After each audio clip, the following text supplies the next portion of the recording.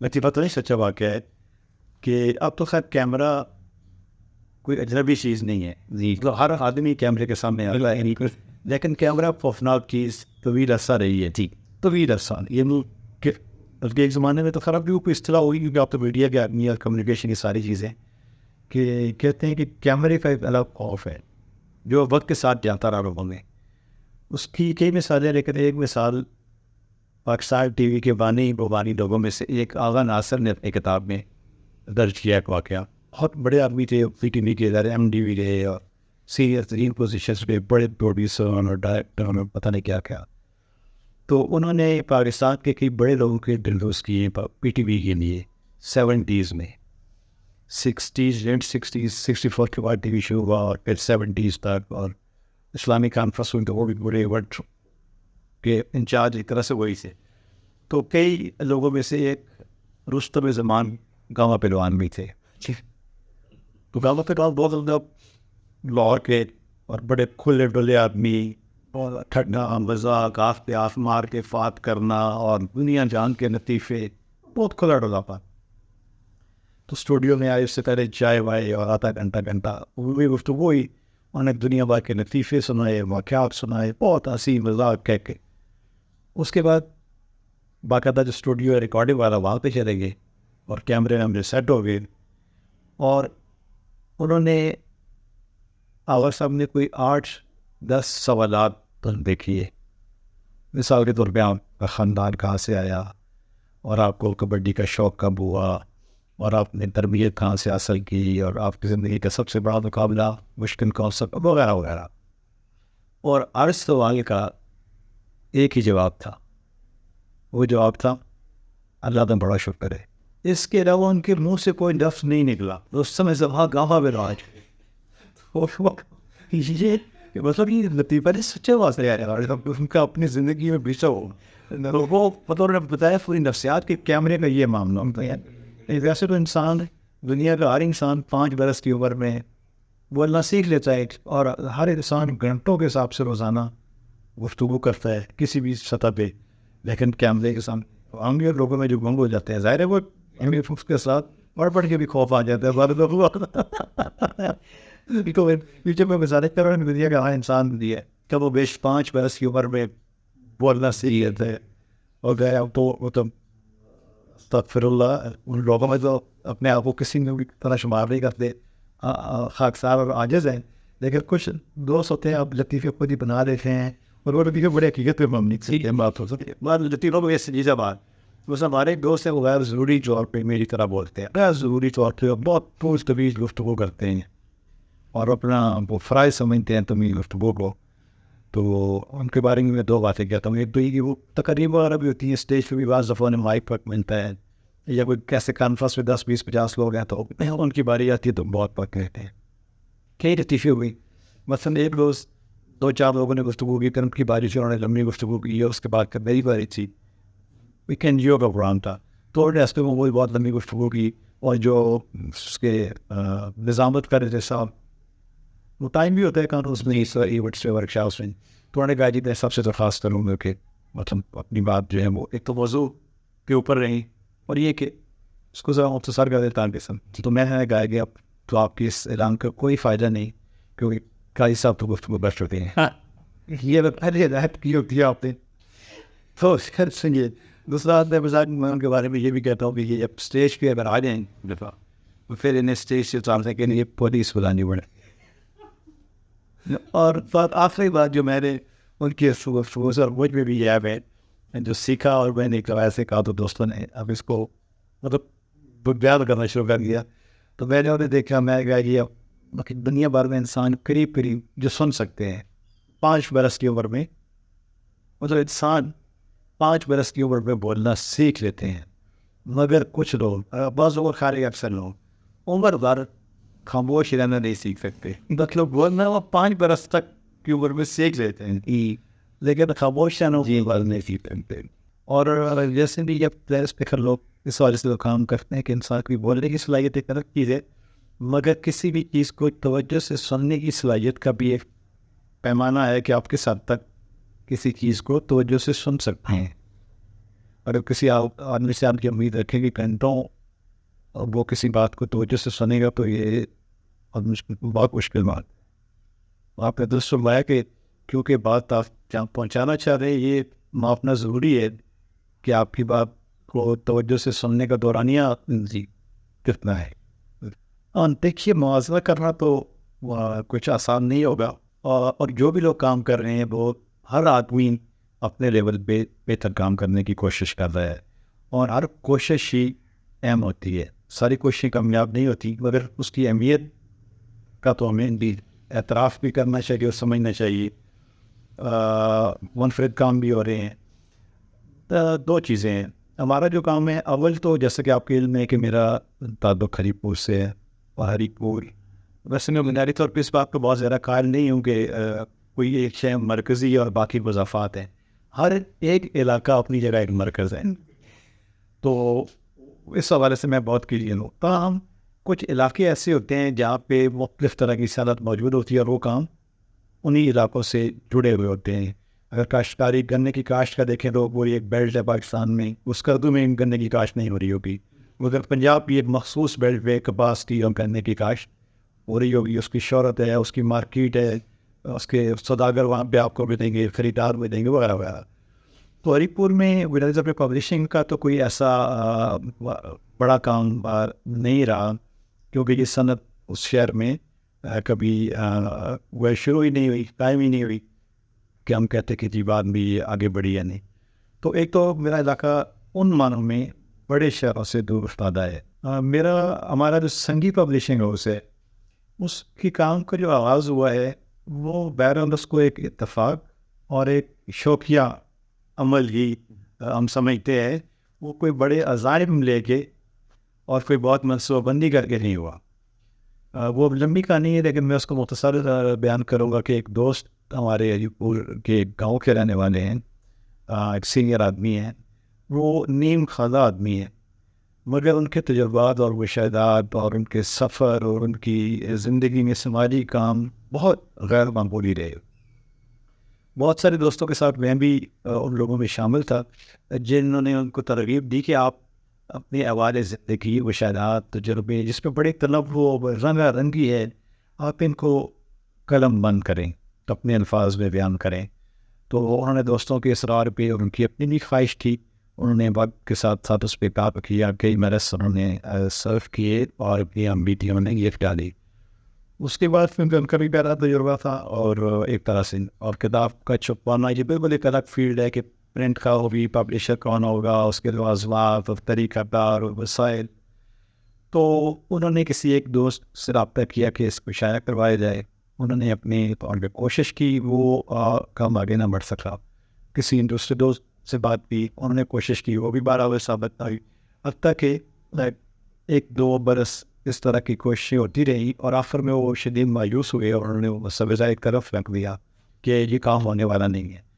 تو اس عربیت سے رابطہ رہا اور امیر کو کچھ کرتے رہے کہ آپ ضرور ارشاد کروائے سمدہ کتاب کی. تو جب میرے علم میں یہ بات آئی تو میں نے ان سے رابطہ کیا اور کئی ملاقاتیں ہماری ہوئی اس حوالے سے، اور انہوں نے کہا کہ جی مختلف دوستوں نے یہ مشورہ دیا کہ ہم اس کے فنڈس جنریٹ کرتے ہیں اور پھر اس کے بعد دوستوں سے پیسے لے کے کتاب چھاپتے ہیں. تو مجھ سے انہوں نے رائے مانگی. میں نے کہا یہ مجھے بہت مفید کام نہیں لگتا. دوست بہت اچھے ہیں، مددگار بھی ہیں، لیکن یہ طریقہ کوئی زیادہ مفید نہیں ہے.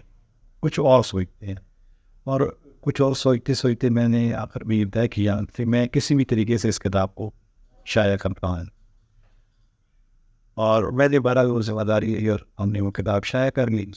اب جب اشاعت کا عمل چل رہا تھا، انہیں شدت سے احساس ہوا کہ یہ ایک ایسا کام میں نے اپنے ذمہ لیا جسے کوئی کرنے کے لیے بلا معاوضہ کوئی ہی تیار نہیں تھا. تو انہوں نے اس کو شدید احساس کیا. انہوں نے دوستوں سے رابطے شروع کیے، میرے رابطے بھی کروائے. انہوں نے پھر لوگوں کو خبر دی کہ ہمارے اس دوست کی کتاب شائع ہو رہی ہے، اور جن دوستوں تک ہم نے پیغام پہنچایا انہوں نے بہت حوصلہ افزائی کی اور خیر مقدم کیا، اور دوستوں نے بہت آگے بڑھ کے ہم سے کتابیں خریدنے کی ہمیں یقین دہانی کروائی. ہم نے وہ کتاب چھاپ لی اور 20 لوگوں تک ہم نے وہ کتابیں بادشاہی تقریب پوری اور اس کو بہت پذیرائی ملی. تو یہ ایک طرح سے شوقیہ سرگرمی تھی اس امید کے ساتھ, کیونکہ میں نے کہیں سن اور پڑھ رکھا تھا جس میں آدھی بات درست ہے, وہ یہ کہ ایک اچھا قاری ایک ناکام پبلشر ضرور ہوتا ہے.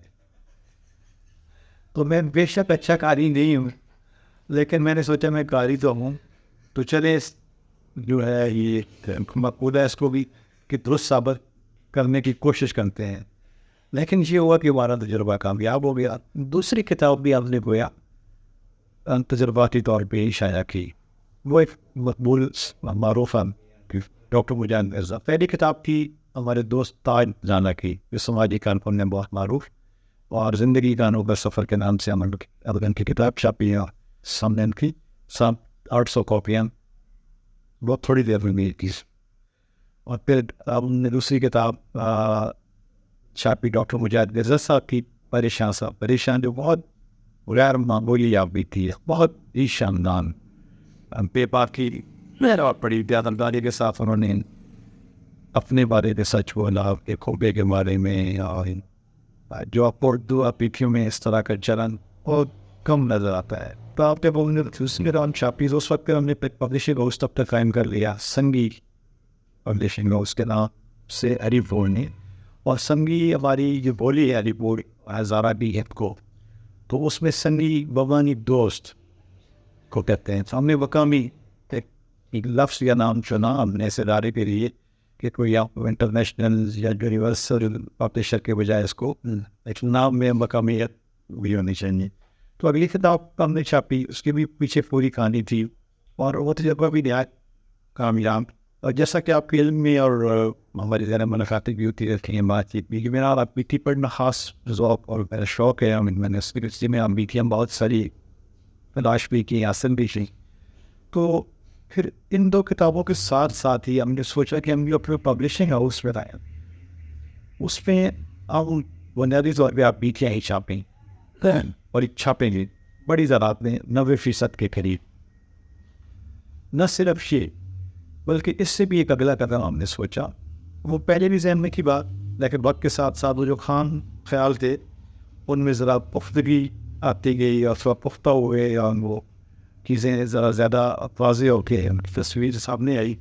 وہ یہ تھا کہ ہم پاکستان بھر میں لوگوں سے ملنا ملانا, بہت سارے لوگوں سے تعلقات استوار ہوتے ہیں, اور ایک بے تکلفانہ تعلقات سنتے ہیں. تو بہت سارے احباب جو سینئر عمر میں 60, 70, 80 برس کے, وہ گائے گئے اپنی زندگی کے اعمال ان ملاقاتوں میں سناتے ہیں, جو بہت دلچسپ بھی ہوتے ہیں, بہت ہی اہم بھی ہوتے ہیں, اور واقعتاً تاریخی اہمیت کے عمل بھی ہوتے ہیں. پاکستان کی تاریخ سے ان کا بہت گہرا تعلق ہوتا ہے.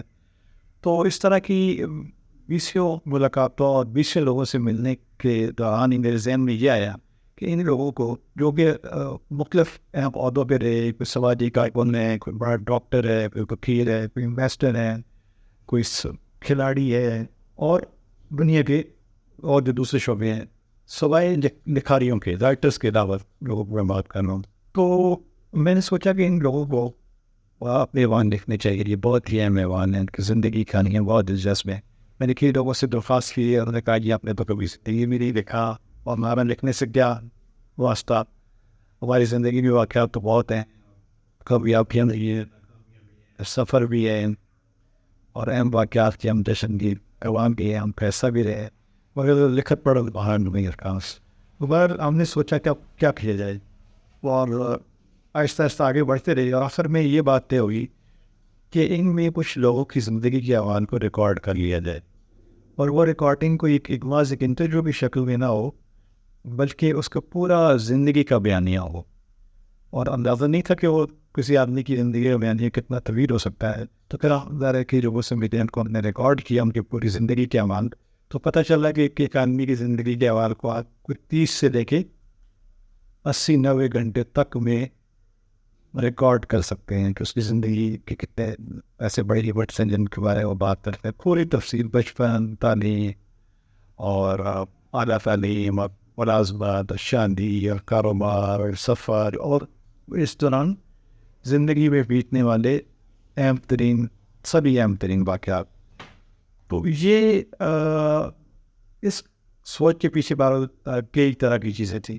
ایک تو یہ ہے کہ کیونکہ ایسے لوگوں سے ملنے کے بعد بہت ساری نئی چیزیں سامنے آئیں اور میں نے یہ سمجھا کہ یہ کام محض ایک کتاب کی اشاعت نہیں ہے بلکہ بنیادی طور پہ، اور اس پہ کرم زیادہ واضح ہوئی اور یہ بات ہم پہ زیادہ کھول کے سامنے ہے کہ بنیادی طور پہ یہ ہسٹری کو ریکارڈ کرنا ہے.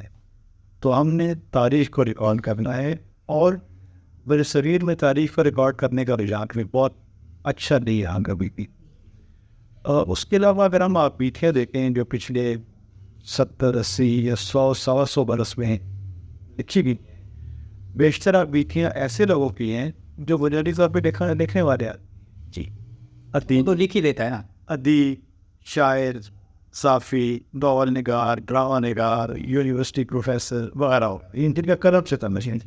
اس کے علاوہ زندگی کی جو دسیوں دوسرے شعبے ہیں اور بہت اہم شعبے اور اس میں لوگوں کی زندگیاں حیران کر دینے والی ہیں، وہ ابھی کہ آپ کو بہت کم ملتی ہیں مگر بہت کم.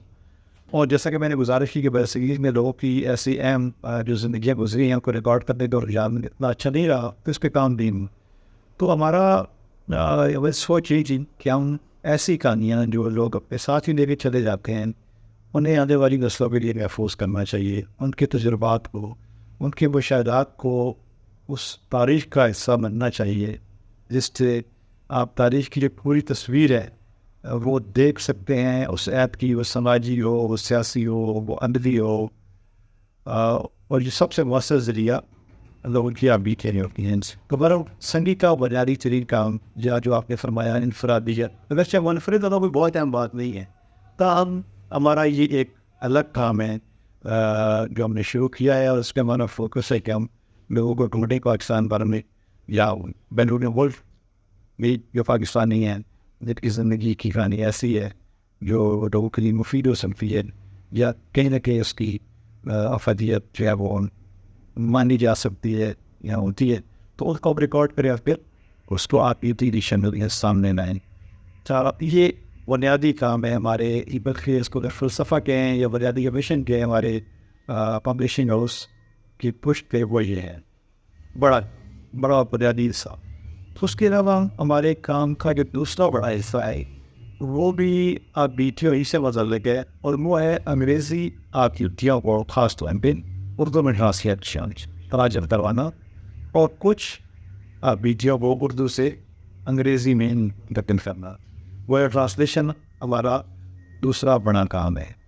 تو یہ دو کام ہم کر رہے ہیں اور ہمارے جو مختصر عرصے میں پبلشنگ کا تجربہ ہے وہ بہت شاندار رہا ہے، بہت خوشگوار رہا ہے، بہت مفید رہا ہے. معاشرے میں جب انعطاف ہوتا ہے یا انعطاف آتا ہے تو سبھی لوگ، سبھی ادارے اس سے کسی نہ کسی سطح میں متاثر ہوتے ہیں، کوئی کم کوئی زیادہ. عام طور پہ پبلشنگ کے حوالے سے بھی میں نے دیکھا ہے اور سنا ہے، کیونکہ بنیادی طور پر تو میں ایک قاری ہوں اور پاکستان میں 20 پبلشرز یا کتابیں بیچنے والے افراد سے تعلقات ہیں، ملاقاتیں ہیں ان سے پاکستان بھر میں سارے بڑے شہروں میں جا کے. تو عام طور پہ عمومی طور پہ شکوہ ہوتا ہے کہ نہیں جی کوئی اچھا رجحان نہیں ہے، کوئی رسپانس نہیں ہے، لوگ دلچسپی نہیں ہے. یہ بات ایک سطح تک تو ٹھیک ہے مگر ایسا بھی نہیں ہے کہ بالکل چیزیں ٹھیک نہیں ہو رہی. ایک میں مثال عام طور پہ دیتا ہوں کہ پاکستان میں لوگ جو چیزیں روزمرہ استعمال کرتے ہیں، یعنی وہ گاڑی سے لے کے ان کے گھر میں صابن ہے اور چائے کا ڈبہ ہے اور سگریٹ کے پیکٹ، کوئی موٹر سائیکل، کوئی بھی چیز ہو جو روزانہ ہم گھروں میں استعمال کرتے ہیں، اور ایسی چیزوں کی تعداد سینکڑوں میں ہے.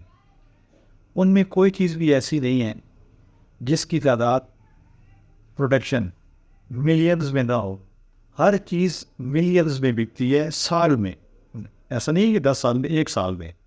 مگر 250 کے قریب آبادی، 250 ملین کے قریب آبادی والے ملک میں 1000 یا 2000 کتابیں لکھنا وہی پہلے تو خیر بکتی نہیں ہے، ایک رسمی مگر بک جائے تو یہ بہت بڑی بات سمجھی جاتی ہے، جو کہ بہرحال بڑی بات نہیں. مطلب اس حوالے سے دیکھیں تو یہ بہت روشن پیش نہیں ہے. مگر اگر یہ کہا جائے کہ کچھ بھی نہیں ہو رہا اور بالکل نہیں بک رہی تو یہ بات بھی خلاف واقعہ ہے.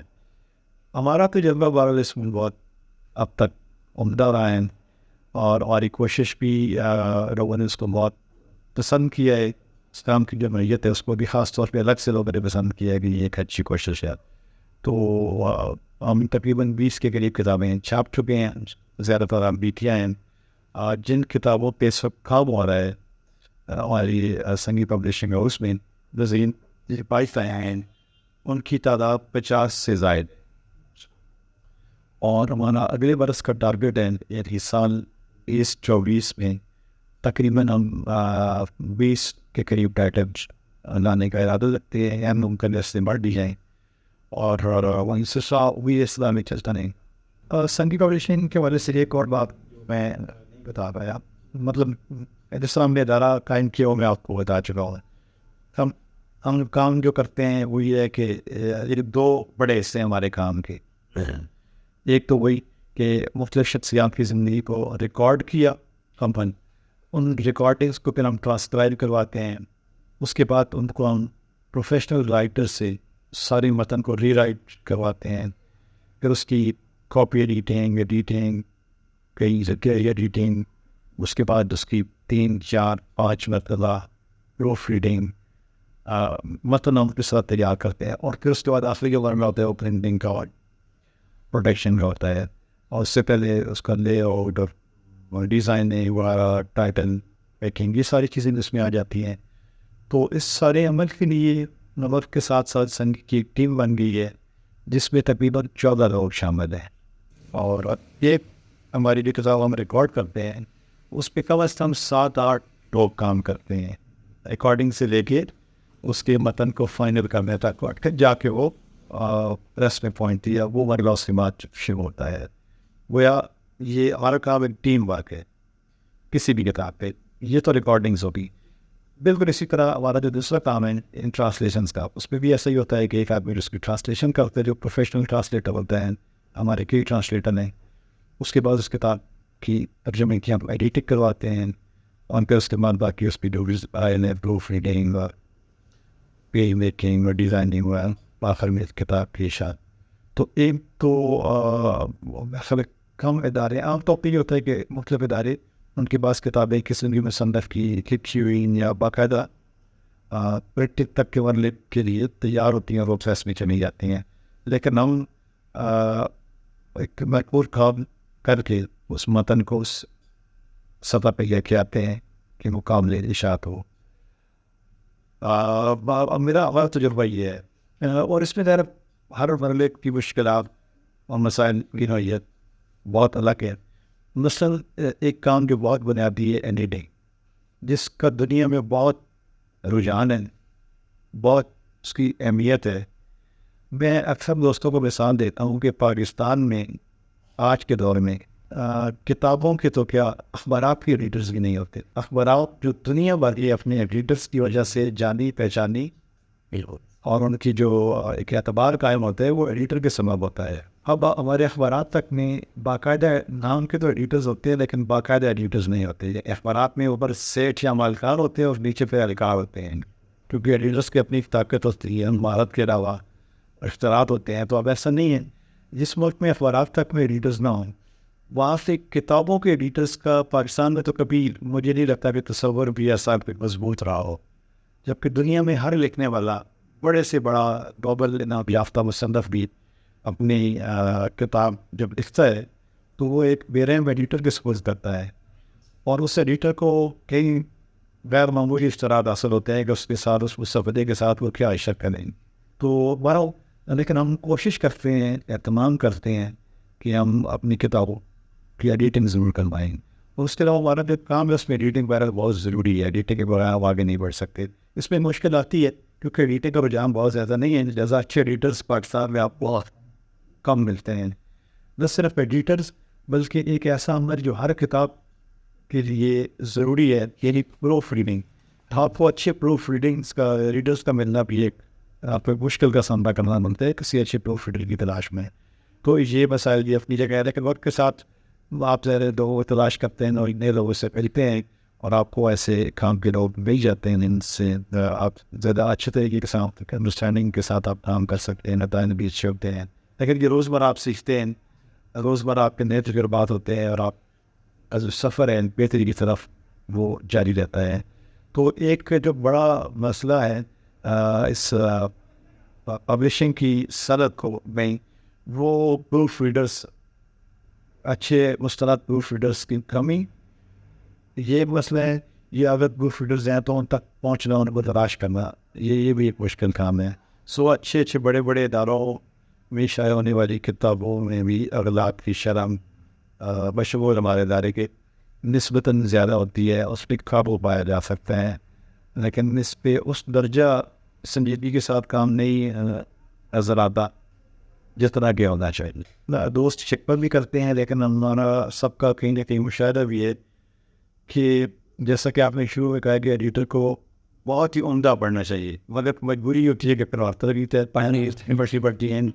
ہمارے لکھنے والوں کے بھی کئی وسائل ہیں, اس میں ایک یہ ہے کہ لکھنے والے بھی اپنے اولین ذمہ داری صرف لکھنا ہی سمجھتے ہیں, پڑھنے کی زیادہ توجہ نسبتاً کم دیتے ہیں. علاوہ ازیں اگر لکھنے والے کچھ پڑھتے ہیں, اس کی مثال دیتے ہیں, تو کلاسیکی ادب کی مثال دیتے ہیں, اور وہ انہوں نے کلاسیکی ادب زیادہ پڑھ بھی رکھا ہوتا ہے. مگر عام طور پہ اور بڑی تعداد میں لکھنے والے معاصر ادب کو یا نوجوانوں کو پڑھنا اپنی باقاعدہ توہین سمجھتے ہیں. آپ کلاسیکی ادب کو جتنا مرضی پڑھ لیں, جو معاصر رجحانات ہیں اس کے لیے آپ کو اسی ادب سے رجوع کرنا پڑے گا. وہ نئے لکھنے والے اور نئے لکھنے والے بھی مار کی چیز لکھ سکتے ہیں اور لکھتے ہیں. تو آپ یہ سمجھیں کہ یہ جو ہے وہ جونیئر لکھنے والے ہیں اور نوجوان ہیں, اور ان کی بات قابل توجہ نہیں ہوگی. شدیدہ ہے لیکن واقع میں موجود ہے. تو یہ خود اپنے ساتھ زیادتی ہوگی کہ آپ اپنے آپ کو نئے رجحانات سے جو ہے وہ آنلائن کرنے میں یا اس سے واقف اپنی ذات کو گوانے میں آپ ناکام رہتے ہیں. اس طرح کی چیزیں بہت ضروری ہے اچھا لکھنے والوں کے لیے. لکھنے کے لیے تو بنیادی شرط ہی یہ ہے کہ بہت سا پڑھنا اور عمدہ پڑھنا, خاص طور پہ اسلوب کے حوالے سے یا اساتذہ کو پڑھنا. اس کے بغیر تو آپ آگے نہیں بڑھ سکتے, نہیں بس, یا یہ کہ بہت بہتر انداز میں آگے نہیں بڑھ سکتے. پھر اس سے تصور کر لیں کہ تاریخ کس درجے کی ہوگی. ایک عام آدمی کے لیے بھی لغت بہت ضروری ہے, مگر ایک لکھنے والے آدمی کے لیے تو میرا خیال اس کے پاس تو کم از کم 10-15-20 جو ہے ہم ذوقات ہیں. فرض کے درجے وہ بہت صورت ان کے پاس نہ صرف یہ کہ ہونی چاہیے بلکہ ان کا استعمال بھی ہونا چاہیے. بالکل ان کا استعمال بھی ہونا چاہیے. میرا بھی اس حوالے سے ذاتی مشاہدہ, میں کچھ دوستوں سے پوچھتا بھی ہوں, ابھی تو اچھا نہیں, بہت ساری ایپس بھی ہیں, آن لائن بھی ہیں. وہ یہ ایپس اور آن لائن والا سلسلہ تو بہت نئے ہیں. اس سے پہلے بھی ہمیں لوگ بہت کم لغت استعمال کرتے نظر آتے ہیں. بعض لوگ تو اس کو باقاعدہ اپنی شان کے خلاف سمجھتے ہیں. جی تو کیونکہ ہر آدمی کہیں نہ کہیں سے رہنمائی بھی دیتا ہے, استفادہ بھی کرتے ہیں. اور لغت تو بہرحال کی وہ کہ لکھنے والے کے پاس اگر لغت نہ ہو تو اس کی تحریر میں سکون کا ہونا یقینی عام طور پہ نہیں. یہ سچ یہ ہے کہ بہت ساری چیزوں کا کہ جب آپ ان چیزوں سے فاصلے پہ ہوتے ہیں نا, وہ زبانی فاصلہ ہو یا وہ فزیکلی آپ, تو اس وقت وہ چیزیں آپ کو زیادہ صحیح شکل ان کی جو ہے اس وقت آپ پہ اشکار ہوتی ہے, تصویر سے ہی اس وقت آپ پہ اشکار ہوتی ہے. تو یہ اس میں کوئی شک کی بات نہیں. اور آدمی کو بے اندازہ ہوتا ہے کہ کیسے باکمال معاملہ جو آپ لوگوں کے ساتھ ہمارا وقت گزرا. ظاہر ہے وہ تو آسن زندگی ہوتا ہے, اور جن شخصیات کو آپ نے نام لیے یہ تو سر استاد اساتذہ اور واقعتاً جو نابغہ روزگار ہوتی ہیں وہ یہ جس کو کوئی شک نہیں معلوم آپ انتشاموں میں بات بھی ایسی ہے کہ جو ہمیشہ ہی دل کو یاد رکھی جائیں گی. ہاں, اور وہ مستقل اس سے فائدہ اٹھا رہے کوئی ان سے تو انکار کیا ہی نہیں جاتا.